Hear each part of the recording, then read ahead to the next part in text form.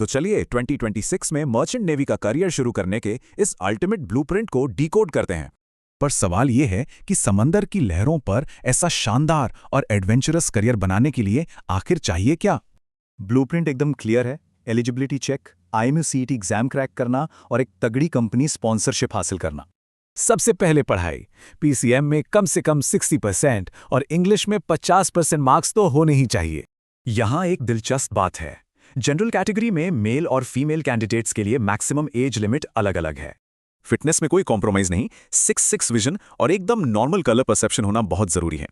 अब आता है सबसे अहम पड़ाव, IMU CET। मरीन कोर्सेज के लिए ये कंप्यूटर बेस्ड टेस्ट देना ही पड़ेगा।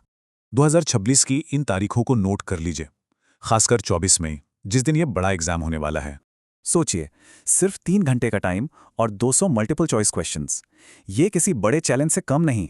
सिलेबस का वेटेज देखें तो मैथ्स और फिजिक्स का पड़ला भारी है, उसके बाद इंग्लिश और एप्टीट्यूड का नंबर है। एक छोटी सी गलती और सीधा 0.25 मार्क्स की पेनाल्टी, इसलिए तुक्के मारने से तो बिल्कुल बचना होगा। अब आता है गोल्डन टिकट, यानी कंपनी स्पॉन्सरशिप, जो ट्रेनिंग का खर्च भी उठाएगी और नौकरी की पक्की गारंटी भी। और मजे की बात, ट्रेनिंग के दौरान हर महीने 15,000 रुपए तक का स्टाइपेंड भी मिल सकता है। एंग्लो ईस्टर्न और एसआर जैसी टॉप कंपनियों की सबसे ज्यादा डिमांड रहती है। इनके पास जहाजों का बहुत बड़ा बेड़ा है। चलिए देखते हैं कि स्पॉन्सरशिप पाने पर यह मुश्किल सा एप्लीकेशन प्रोसेस आखिर काम कैसे करता है। सिलेक्शन के लिए कंपनी का खास एप्टीट्यूड टेस्ट और फिर एक टफ टेक्निकल इंटरव्यू तो क्रैक करना ही होगा। बदले में सर्विस बॉन्ड साइन होता है।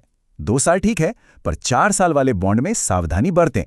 कुछ गलतियां तुरंत रिजेक्शन दिला सकती हैं, जैसे डेडलाइन मिस करना या मेडिकल चेक में फेल हो जाना। तो पूरा ब्लूप्रिंट आपके सामने है। अब इस शानदार समुद्री सफर की तैयारी शुरू करने के लिए कौन कौन तैयार है?